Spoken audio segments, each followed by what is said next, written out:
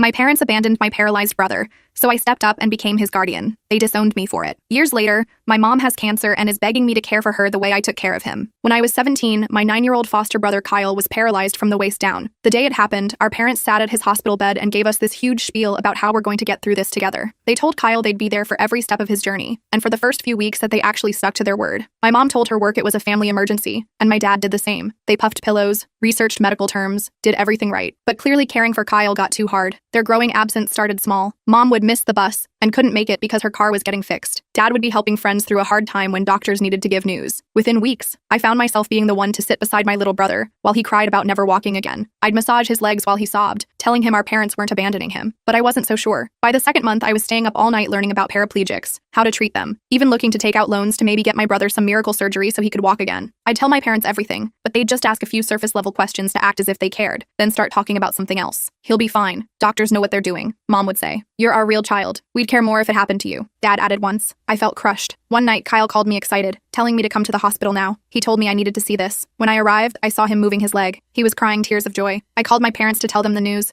barely able to hold back my own tears. Okay, that's cool, I guess. Just like that, the moment was ruined. On the day that was supposed to be the most hopeful of his life, Kyle had never looked so sad. The months passed by, and I was still the one doing everything. When Kyle started bending his knee, I provided physical therapy to extend his range of motion. When he started moving his ankles, I saw it first. When he cried to me, afraid it was all for nothing and his movements would never return, I held him and promised him he'd walk again. My time was consumed with taking care of him. I was a senior, didn't even have time to finish college applications. All the while, my parents acted like life was regular. They even took a holiday to Spain, claiming they needed it for their mental health thanks to what Kyle was putting them through. The final straw came the day Kyle walked again. He called me saying he knew he could do it, but he wanted us there before he tried. I told my parents. They were at work but promised they'd make it. I sat at the hospital bed with Kyle for 11 hours waiting for them. They never came. Kyle took his first steps with only me there. I recorded him, crying happy tears. I sent the video to my parents. They responded with a, "Sorry we missed it, we were so tired," but that's very nice for him. What's even worse is the day Kyle came home, they threw a celebration with all their friends. Their friends praised them for being by Kyle's bedside. They took photos, family pictures of everyone, and later posted them,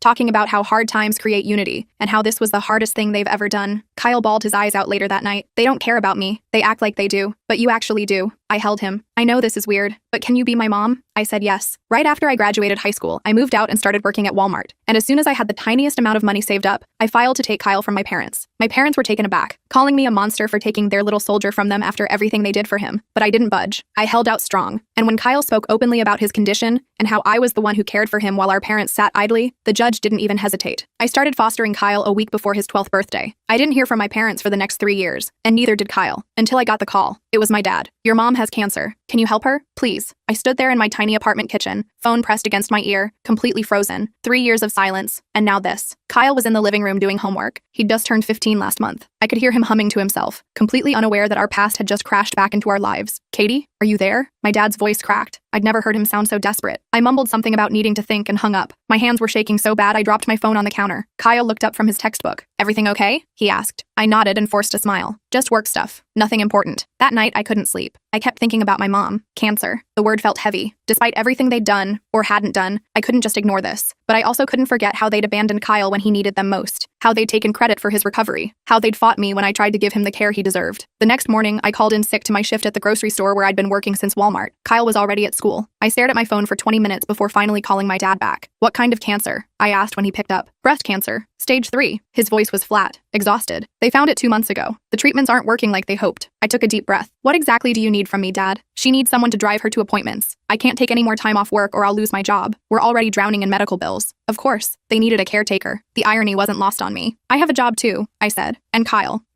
My dad said his name like it was foreign. "How is he?" "He's great. Straight A student. Plays basketball now." I felt a surge of pride mixed with anger. They'd missed everything. There was a long pause. "Katie, I know we messed up, but your mother is really sick." I told him I'd think about it and hung up again. I spent the rest of the day cleaning our apartment aggressively, as if I could scrub away the decision I had to make. Our apartment wasn't much. A small 2-bedroom in a decent neighborhood that I could barely afford on my grocery store salary. The walls were thin and the plumbing temperamental, but it was ours. Kyle's basketball trophies lined the small bookshelf, next to my high school diploma, and a few framed photos of us at his games. No pictures of my parents anywhere. When Kyle got home, I tried to act normal, but he knew me too well. "Something's definitely wrong," he said, dropping his backpack by the door. "You only clean like that when you're stressed." I sat him down and told him about the call. His face went blank. That same expression he developed in the hospital when the doctors would deliver bad news. Self-protection. Are you going to help them? He asked quietly. I don't know, I admitted. What do you think I should do? Kyle shrugged. They're still your parents. They were supposed to be yours too, I reminded him. He looked down at his hands. I don't need them anymore. I have you. His words hit me hard. At 20, I was barely an adult myself, yet here I was, raising a teenager. I'd missed out on college, on normal young adult experiences, on everything my friends were doing. But looking at Kyle, I knew I'd make the same choice again in a heartbeat. That night, I made a decision. I called my dad back and told him I'd help, but on my terms. I'd drive mom to one appointment, see how it went, and decide from there. I wouldn't bring Kyle unless he wanted to come, and I wouldn't pretend the past hadn't happened. Thank you, Katie, my dad said, his voice thick. I know we don't deserve your help. No, I agreed. You don't. The following Tuesday, I took a half day from work and drove to my parents' house for the first time in 3 years. It looked exactly the same. Same beige paint, same manicured lawn. The garden my mother had once tended so carefully looked slightly overgrown now, the roses wilting in the summer heat. I sat in my car for 10 minutes, gathering courage, watching the curtains for any sign of movement. When I finally knocked, my dad answered immediately, like he'd been waiting by the door. He looked older, gray streaking through his hair, new lines etched around his eyes. He reached for a hug, but I stepped back. Where's Mom? I asked. He led me to their bedroom. Mom was sitting on the edge of the bed, tying a scarf around her head. She'd lost weight, her skin pale and papery. The room smelled of medication and the lavender air freshener she'd always used. When she saw me, her eyes filled with tears. Katie, she whispered. You came. I nodded stiffly, not trusting myself to speak. The woman before me barely resembled the mother I remembered. Vibrant, always perfectly put together, never showing weakness. Now she looked fragile, diminished. The appointment was tense. I sat in the waiting room while Mom got her treatment, surrounded by other cancer patients and their loved ones. A woman across from me held her husband's hand while he received an IV. An elderly man read quietly to his wife. Families supporting each other through the worst times. Exactly what my parents had failed to do for Kyle. Dad tried, making small talk, asking about my job, my apartment. I gave short answers. When he asked about Kyle, I showed him a recent photo on my phone. Kyle at his basketball game, grinning in his jersey, his teammates surrounding him in celebration after winning a crucial game. He looked so grown up, Dad said, his voice thick. That's what happens in 3 years, I replied. After the appointment, I helped Mom back to the car. She was weak, leaning heavily on my arm. Her body trembled with exhaustion, and I found myself instinctively adjusting my pace to match hers, just as I had done for Kyle during his recovery. As I drove them home,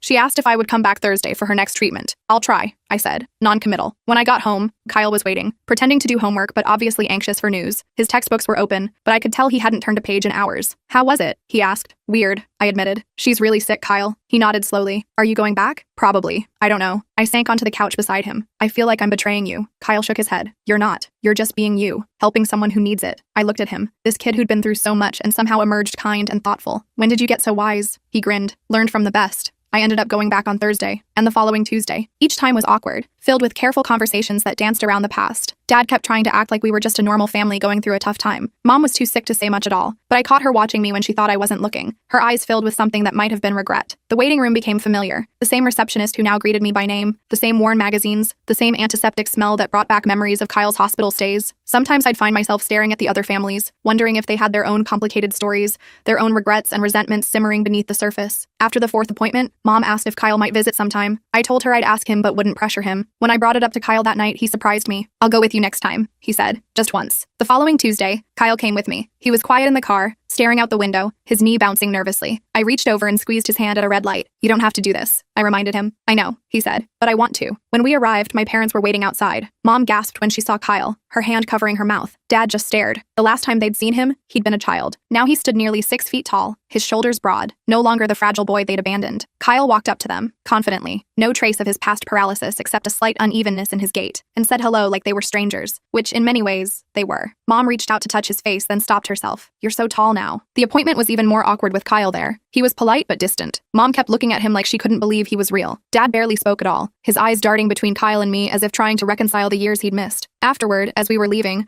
Mom asked if we would come for dinner sometime. Just to talk, she added quickly. I have things I need to say to both of you. I glanced at Kyle, who gave a small nod. Maybe next week, I said. In the car, Kyle was quiet again. Finally, he spoke. They look sad. They are sad, I replied. Mom's really sick. No, I mean they look sad about us, like they know they messed up. I gripped the steering wheel tighter. Too little, too late, don't you think? Kyle shrugged. Maybe. I don't know. We drove in silence for a while, the familiar streets of our childhood passing by outside the windows. So much had changed, yet so much remained the same. You know, Kyle said finally, I used to dream about them coming back for me, for us. I'd imagine them showing up at our door, saying they were sorry, that they'd made a mistake. My heart ached for him. And now I just feel sorry for them, he said. They missed out on everything. That night, I got another call from Dad. I expected more guilt tripping about the dinner, but instead, he sounded panicked. Mom's in the hospital. Her white blood cell count crashed. They're keeping her for observation. I told him we'd come tomorrow. After I hung up, I sat on my bed, overwhelmed. Part of me wanted to ignore them completely, to protect Kyle and myself from getting hurt again, but another part remembered the family we used to be before Kyle's accident revealed who my parents truly were. The next day, Kyle insisted on coming with me to the hospital. As we walked through the sterile corridors, I felt a strange sense of déjà vu. How many times had I walked these same halls to visit Kyle? Now we were here for my mother. Mom looked even worse in the hospital bed, tubes running into her arms, monitors beeping steadily beside her. Dad was slumped in a chair, his clothes rumpled like he'd slept in them. He probably had. When he saw us, he jumped up. "Thank you for coming," he said, his voice hoarse. "Both of you." Kyle hung back by the door while I approached the bed. Mom's eyes fluttered open, and she gave a weak smile when she saw me. Then her gaze shifted to Kyle, and tears spilled down her cheeks. "My boys," she whispered. I didn't correct her. Kyle wasn't hers anymore. He was mine. A doctor came in while we were there, a tall woman with kind eyes named Dr. Patel. She explained that Mom's immune system was severely compromised from the chemotherapy. They were giving her antibiotics and monitoring her closely,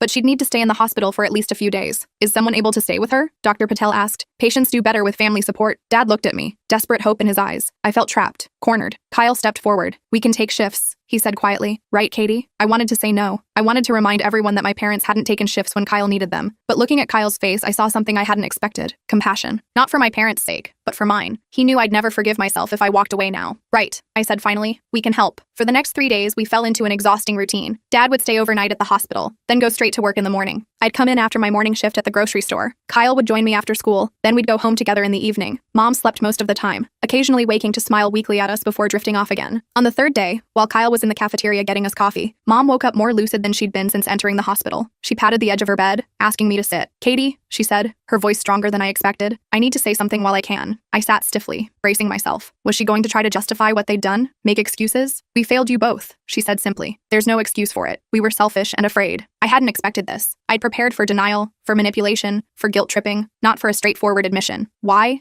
I asked, the question that had haunted me for years. "Why did you just stop caring about Kyle?" Mom closed her eyes briefly. "We never stopped caring. We just couldn't handle it. The doctors, the therapies, the uncertainty. We convinced ourselves he'd be fine with the medical team, that you were old enough to help." She opened her eyes, meeting mine directly. "But the truth is, we were cowards. We couldn't face his pain, or our failure to protect him." "That's not an excuse," I said, my voice tight. "No," she agreed. "It's not. Nothing could excuse what we did." We sat in silence for a moment, the only sound the steady beeping of her monitors. "You did what we couldn't," she continued finally. "You were there for him. You saved him. I didn't do it for you," I said. "I know." She reached for my hand. I let her take it, her skin paper thin against mine. "You did it because you love him, because you're stronger than we ever were." Kyle returned then, balancing 2 coffee cups. He paused in the doorway, sensing the tension. "Everything okay?" he asked. Mom turned to him, tears streaming down her face now. "Kyle, I'm so sorry. For everything." Kyle set the coffees down carefully. He didn't rush to comfort her, didn't offer immediate forgiveness. Instead, he pulled up a chair on the opposite side of the bed from me. "I used to hate you," he said quietly. "Both of you, for a long time." Mom nodded, accepting this. "I don't anymore." Kyle continued. "I just don't feel much of anything about you now." His honesty was brutal but necessary. Mom closed her eyes, absorbing the blow. "That's fair," she whispered. Dad arrived then, breaking the moment. He looked between us, sensing he'd missed something important. Mom was discharged the next day, her condition stabilized enough for home care. The doctor gave strict instructions about medications, warning signs to watch for, when to come back immediately. As we helped her to the car, Dad pulled me aside. "Will you still come to the house? Help with her care?" I hesitated. The conversation with Mom had shaken me, but it hadn't erased the past. "I'll help with appointments," I said finally, "but I can't be there all the time. I have my own life." And Kyle. Dad nodded, disappointed, but not surprised. "We understand." Over the next few weeks, a strange new routine emerged. I'd take Mom to her treatments twice a week. Sometimes Kyle would come, sometimes not. He'd started basketball practice again and had made new friends at school. His life was moving forward, as it should. One day, after dropping Mom at home following a particularly rough treatment session, Dad asked me to stay for coffee. I agreed reluctantly. We sat at the kitchen table, the same one where we'd eaten family dinners years ago. The house felt like a museum of our former life. Familiar, but untouchable. "I've been thinking," Dad said, staring into his mug, "about what happens if your mother doesn't make it." The bluntness startled me. "The doctors seem hopeful," I said automatically. Dad shook his head. "They're being kind. The cancer's spreading. The treatments aren't working like they should." He looked up at me, his eyes red-rimmed. "I'm not telling you this to guilt you into spending more time here. I don't want to make the same mistake twice." "What do you mean?" "With Kyle, we kept pretending everything would be fine until we couldn't face it anymore. I don't want to do that with your mother's illness." He took a shaky breath. "And I don't want to wake up one day and realize I never tried to fix things with you and Kyle." I didn't know what to say. Part of me wanted to tell him it was too late, that some things couldn't be fixed. But another part recognized the effort it took for him to be honest. "I appreciate you telling me," I said finally, "but I can't promise anything, and I definitely can't speak for Kyle." Dad nodded. "I understand." When I got home that night, I I found Kyle on the couch with a friend from the basketball team, a lanky kid named Marcus. They were playing video games, laughing and trash-talking, normal teenage stuff. I stood in the doorway watching them, struck by how ordinary and extraordinary this moment was. Kyle had overcome so much to get here. "Hey, Katie," Kyle called when he noticed me. "We ordered pizza. There's some left in the kitchen." "Thanks," I said, smiling at his friend. "Hi, Marcus." "Hey, Ms. Katie," Marcus replied, not taking his eyes off the screen. "Kyle's cheating, by the way." "Am not," Kyle protested, elbowing his friend. I left them to their game and went to the kitchen, grabbing a slice of cold pizza. My phone buzzed with a text from Dad. "Mom asking if you and Kyle want to come for dinner Sunday. No pressure." I stared at the message, conflicted. Just then, Kyle came in for a soda. "Everything okay?" he asked, noticing my expression. I showed him the text. "What do you think?" Kyle shrugged. "Up to you. It's up to both of us," I corrected. "This affects you too." He thought for a moment, opening his soda with a hiss. "I guess we could go. Just dinner, right? We can always leave." So that Sunday, we found ourselves back at my parents' house. Mom had clearly put effort into the meal despite her weakness. Pot roast, Kyle's favorite from when he was younger. I wondered if he even remembered that. Dad hovered anxiously, refilling water glasses, asking if we needed anything. The conversation was stilted at first. Mom asked about school, and Kyle gave polite but brief answers. Dad mentioned a project at work. I talked about a promotion I was being considered for at the grocery store. Normal family dinner talk, except we weren't a normal family. Then Mom brought out a photo album I'd never seen before. "I've been putting this together," she explained,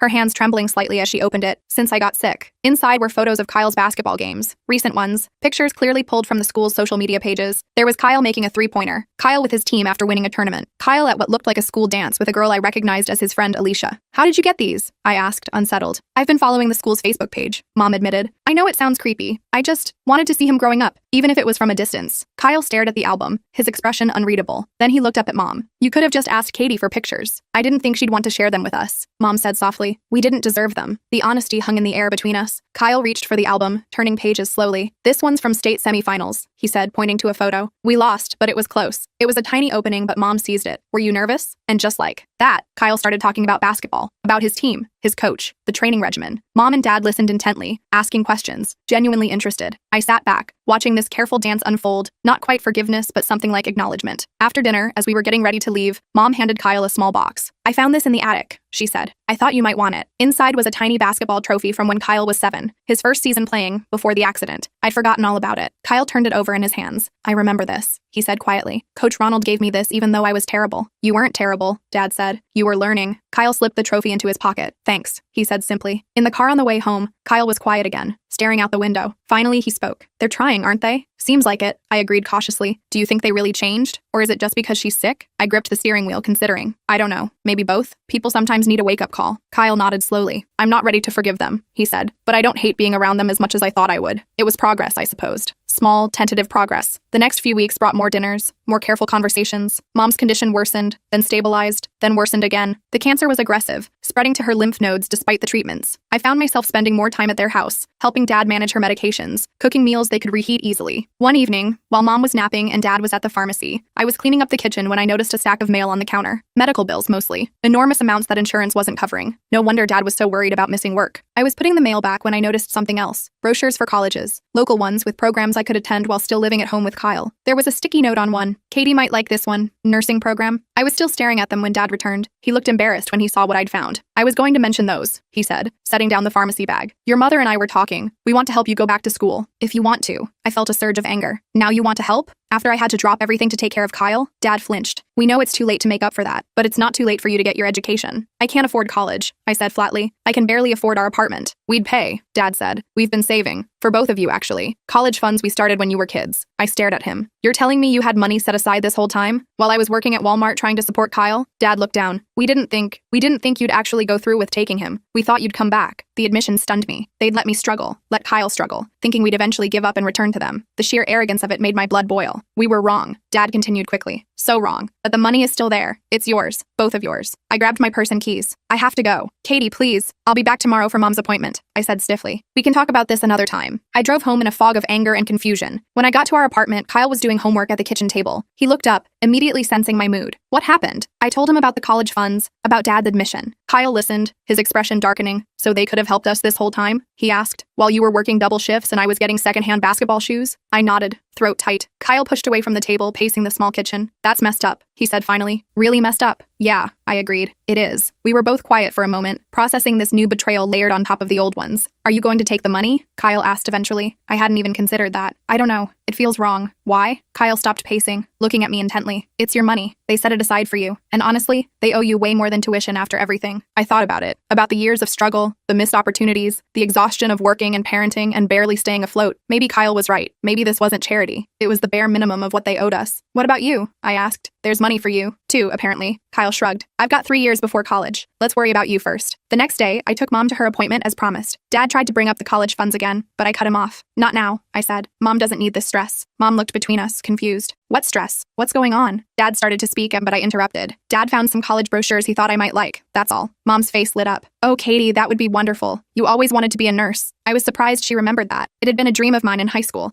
before everything happened with Kyle. Maybe someday, I said non-committally. After the appointment, Mom was exhausted. I helped her into bed while Dad made tea in the kitchen. As I was adjusting her pillows, she grabbed my wrist with surprising strength. Take the money, Katie, she said, her eyes intense. Don't let our mistakes ruin your future too. I stared at her. You know about that? Of course I do. She released my wrist, sinking back into the pillows. It was my idea to set up the accounts in the first place years ago. I didn't know what to say. Mom closed her eyes, suddenly looking every bit as sick as she was. We failed you both so badly, she whispered. Please don't fail yourself because you're too proud to accept help now. Her words stayed with me all day. That night, I talked it over with Kyle again. I think you should do it, he said firmly. Go to school. Become a nurse. You'd be amazing at it. What about you? I asked. I can't just focus on myself now. Kyle rolled his eyes. I'm 15, not 5. I can handle you having classes. Besides, it's not like you'd be moving away. I thought about it more over the next few days. The idea of finally pursuing my own dreams was both exhilarating and terrifying. I'd been focused solely on survival, mine and Kyle's, for so long that I barely remembered what it felt like to want things for myself. The following Sunday at dinner, I brought it up. I've been thinking about the college thing, I said carefully. If the offer is serious, I might be interested in looking into it. The hope that flashed across my parents' faces was almost painful to see. Of course it's serious, Dad said quickly. We can go over the finances whenever you want. I'd need to keep working part-time, I said, and it would have to be somewhere close, so I can still be home for Kyle. Whatever you need, Mom said, reaching across the table to squeeze my hand. We'll make it work. The next day, Dad showed me the accounts. They were substantial, enough for 4 years at the state university for each of us, with money left over for books and expenses. I felt a complicated mix of emotions looking at the statements. Relief that my dream might actually be possible. Anger that this safety net had existed all along while we struggled. Confusion about what accepting this money would mean for our fragile reconnection with my parents. No strings attached, Dad said, as if reading my thoughts. This money is yours and Kyle's regardless of anything else. I nodded, not trusting myself to speak. That night, I applied to the nursing program at the local community college. It was a start. I could transfer to the university later if things went well. Kyle helped me with the application, sitting beside me at our tiny kitchen table, pointing out typos and suggesting improvements to my personal statement. You should mention how you took care of me, he said. That's basically nursing experience already. I smiled at him, this kid who'd somehow become my biggest supporter. Good idea. 2 weeks later, I got an acceptance letter. Kyle insisted on celebrating, ordering pizza and inviting his friend Marcus over. They made a ridiculous banner out of notebook paper that said, Katie's going to be a nurse, in uneven letters. I laughed until I cried, overwhelmed by their enthusiasm and my own conflicting emotions. I called my parents to tell them the news. Mom answered, her voice weak but happy. That's wonderful, Katie. We're so proud of you. The words hit me harder than I expected. When was the last time they'd said they were proud of me? Had they ever? Classes would start in the fall, giving me time to arrange my work schedule and prepare. Kyle was supportive, assuring me he could handle more responsibility around the apartment. I'm not a little kid anymore, he reminded me. I can cook dinner sometimes. I probably won't burn the place down. My parents invited us over to celebrate my acceptance. Mom was having a good week, well enough to cook a small meal with Dad's help. As we ate, they asked about my classes, my plans. For the first time in years, I felt like they were actually listening to me, interested in my life. After dinner, Mom pulled me aside. I have something for you, she said, handing me a small box. Inside was a silver necklace with a simple pendant, a caduceus, the medical symbol. I bought this years ago, Mom explained. When you first talked about becoming a nurse in high school, I was saving it for when you got accepted to a program. I stared at the necklace, speechless. She'd kept it all this time, through everything. Thank you, I managed finally. Mom smiled, her eyes bright with unshed tears. You're going to be an amazing nurse, Katie. You already are. As summer progressed, we settled into a new normal. I worked and prepared for school. Kyle had basketball camp 3 days a week. We had dinner with my parents most Sundays. Mom's condition fluctuated. Good days where she seemed almost her old self. Bad days where she could barely get out of bed. One Sunday in July, we arrived for dinner to find Dad alone in the kitchen, looking haggard. Mom's not feeling well, he explained. She's resting. We ate quietly, the mood subdued. After dinner, I went to check on her while Kyle helped Dad with the dishes. She was awake, propped up on pillows, looking frailer than ever. Sorry I missed dinner, she said, her voice barely audible. Don't worry about it. I sat on the edge of the bed. Can I get you anything? She shook her head, then patted the space beside her. Sit with me a while? I did, and we talked, really talked, for what felt like the first time in forever. About my upcoming classes, about Kyle's basketball prospects, about the past, the mistakes, the regrets, about the future, however long or short hers might be. I want you to know something, she said finally, her voice growing tired. Your father and I, we've updated our will. The house, everything. It's going to you and Kyle. I started to protest, but she held up a hand. Let me finish. We can't undo what we did. We can't give you back those years, but we can make sure you and Kyle are secure going forward. I didn't know how to respond. Part of me wanted to refuse, to tell her we didn't need or want anything from them. But another part recognized this for what it was, not a bribe or manipulation, but a genuine attempt to provide for us, to make amends in the only way they knew how. Thank you, I said finally, but I hope we don't have to think about that for a long time. Mom smiled sadly. Me too, sweetheart. Me too. As we drove home that night, Kyle was unusually quiet. You okay? I asked. He nodded, then hesitated. Do you think she's going to die? The bluntness of the question caught me off guard. I don't know, I answered honestly. The doctors are doing everything they can. Kyle stared out the window. I'm not ready for her to die, he said softly. I thought I didn't care anymore, but I do. I reached over and squeezed his hand. I know, me too. The next few weeks brought a rapid decline in Mom's condition. She was hospitalized twice more, each time emerging weaker. Dad called me daily with updates, his voice increasingly desperate. I found myself spending more time at their house, helping with her care, sitting with her while Dad got some rest. One afternoon, while Mom was sleeping and Dad had gone to pick up prescriptions, I was straightening up their bedroom when I found a journal on her nightstand. I knew I shouldn't look, but a page was open, and my name caught my eye. Katie came again today. She'd written in shaky handwriting. She is so strong, so capable. I watch her with Kyle and feel such pride and such shame. Pride in the woman she's become, shame that we failed them both so completely. If I could go back and change one thing in my life, it would be how we handled Kyle's accident. We lost them both that day, through our own cowardice. Now time is running out, and I don't know if they'll ever truly forgive us. I wouldn't blame them if they didn't. I closed the journal quickly when I heard Dad return, but the words stayed with me, echoing in my mind as I drove home, as I helped Kyle with dinner, as I lay awake that night staring at the ceiling. Forgiveness. Was it even possible after everything? Did I want to forgive them? Did Kyle? The next day was Kyle's first basketball game of the summer league. He was starting point guard, a position he'd worked hard for all year. I'd requested the day off work weeks ago, determined not to miss it. That morning, as we were eating breakfast, my phone rang. It was Dad, his voice tight with panic. Mom's back in the hospital. It's bad this time, Katie. Really bad. I felt my stomach drop. How bad? The doctors say? His voice broke. They're saying days, maybe, not weeks. I looked at Kyle across the table, excited about his game,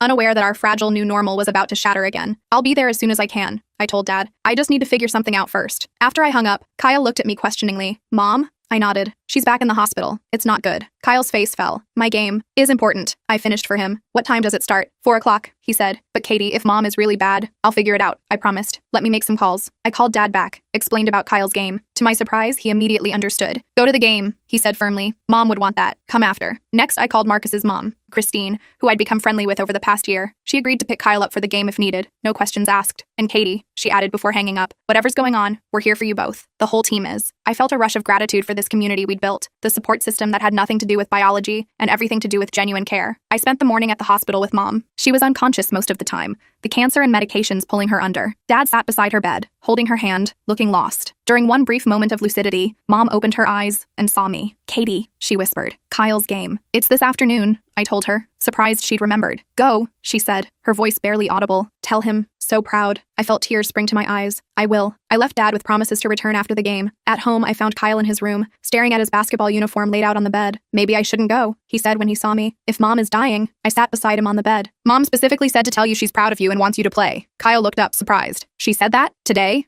I nodded. She remembered your game was today. He was quiet for a moment, processing this. Then he reached for his uniform. Okay, I'll play. The game was intense. Kyle's team facing their biggest rivals. I sat in the bleachers, trying to focus on the action while my phone sat heavy in my pocket, ready to vibrate with news from Dad. Kyle played brilliantly, scoring 20 points and making the winning shot in the final seconds. The crowd erupted, his teammates lifting him onto their shoulders. I cheered with everyone else, tears streaming down my face. Joy for Kyle's triumph mixed with grief for what was happening at the hospital, what was coming. As the celebration continued, I slipped out to call Dad. Any change? I asked. No, he said. She's sleeping now. How was the game? Kyle was amazing, I told him. They won. Good, Dad said, his voice thick. That's good. After the team celebration, I told Kyle we needed to go to the hospital. He nodded, his post-victory glow fading as reality set back in. We drove in silence, both lost in our own thoughts. At the hospital, we found Dad exactly where I'd left him, holding Mom's hand. She was still unconscious, her breathing shallow. The room was dim, just the glow of monitors illuminating her pale face. Kyle approached the bed hesitantly. He'd been to visit Mom in the hospital before, but this was different. This felt final. We won, he said softly, taking her other hand. I made the winning shot. Mom didn't respond, didn't open her eyes, but I swear her fingers twitched slightly in Kyle's grasp. A final acknowledgement. We stayed through the night, taking turns dozing in the uncomfortable hospital chairs. Nurses came and went, adjusting medications, checking vitals. Around dawn, Mom's breathing changed, becoming more labored. The nurse called for the doctor, who spoke to us in hushed tones about comfort measures, about the end being near. Dad broke down then, sobbing openly. I held Kyle, who was silent, his face a mask of confusion and grief. We'd barely reconciled with our parents, had just started to rebuild some kind of relationship, and now this. Mom died just after sunrise, slipping away quietly while we held her hands. In those final moments, we were a family again, broken, imperfect, but together. The days after Mom's death passed in a blur. Dad was a mess, barely functioning. I handled most of the funeral arrangements, surprised at how many people came to pay their respects. Mom had friends, colleagues, neighbors, people who knew nothing about our complicated family history, who just knew her as the friendly woman from down the street,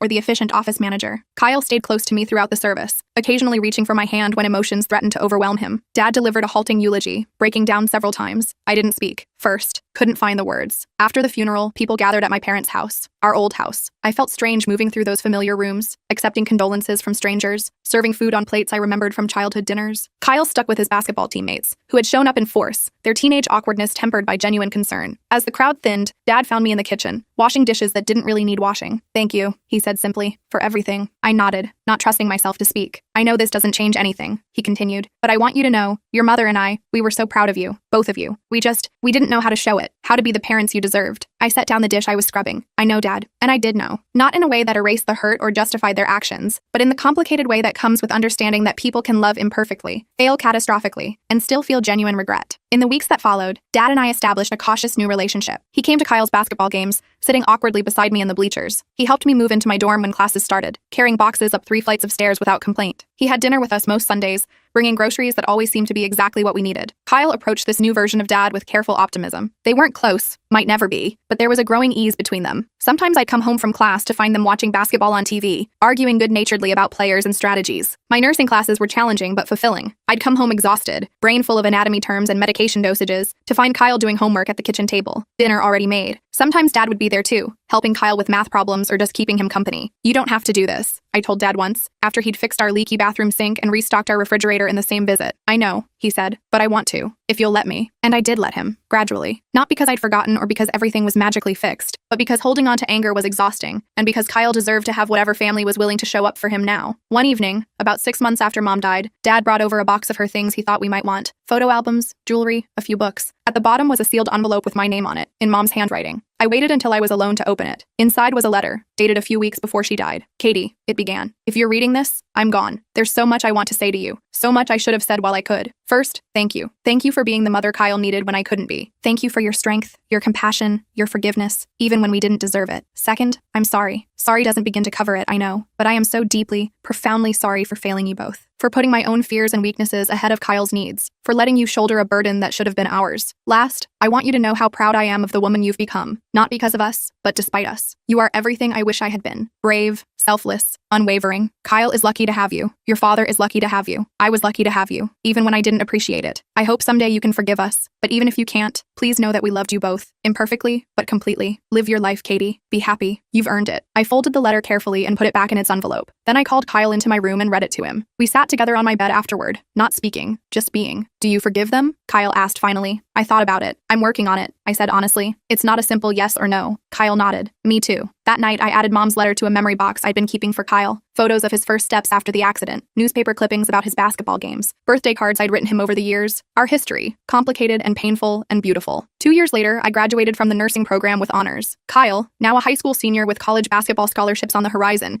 cheered loudly from the audience. Dad sat beside him, older but steadier, clapping until his hands were red. After the ceremony, as we posed for pictures, Dad handed me an envelope. "From your mother," he explained. "She asked me to give it to you when you graduated." Inside was a big check, the remainder of my college fund, enough to cover my bachelor's degree in nursing, and a note. "For the next step, Mom." I looked at Dad, questions in my eyes. "She knew you'd make it this far," he said simply. She never doubted it. That night, we celebrated at our apartment. No longer the tiny place we'd started in, but a slightly larger one we'd moved to last year, with Dad's help. Kyle's basketball trophies lined the shelves, alongside my nursing school awards and framed photos of the 3 of us at various events over the past 2 years. As I looked around at our imperfect, reconstructed family, I thought about the long, winding path that had brought us here. The pain and betrayal, the slow, hesitant steps toward reconciliation, the grief and growth. "What are you thinking about?" Kyle asked, catching my expression. "Just everything," I said. "How different things are now." Kyle nodded, understanding. "Good different though, right?" I smiled at him. This amazing young man who had overcome so much, who had taught me more about resilience and forgiveness than he would ever know. "Yeah," I said. "Good different."